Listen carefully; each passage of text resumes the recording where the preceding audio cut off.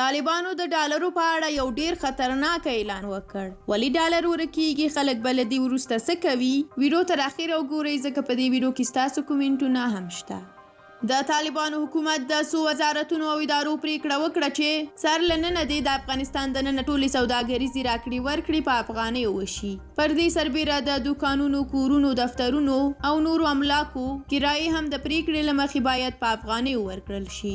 د طالبانو د کورنیو چارو وزارت د ویان مرستیال ماښام رسنیو ته وویل چې ولایتونو ته د پریکړې د تعقیب لارښوونه هم شوې ده.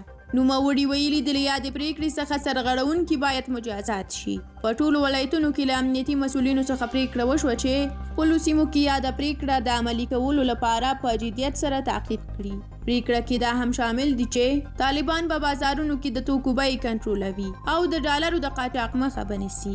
دا ګډه پریکړه د طالبانو د کورنیو چارو، دفاع او مالی وزارتونو، ملي امنیت ریاست، افغانستان بانک او کابل ښاروالۍ وروسته تر دې وکړه چې د افغانیو ارزښت په بېساري ډول راکم شو. درنو لیدونکو، دا چې ویډیو مو تر اخره ولیده ډیره زیاته مننه. دا هم د هغه لیدونکو نظریات دي چې موږ ته په بیلابیلو ویډیوګانو کې کړي دي. تاسو هم خپل نظریات را سره شریک کړئ. ان شاء الله په نورو ویډیوګانو کې به یې نشروو. چینل مو د لا ډیرو ویډیوګانو لپاره سبسکرایب کړئ. تر بیا ښه وخت، د خدای په امان.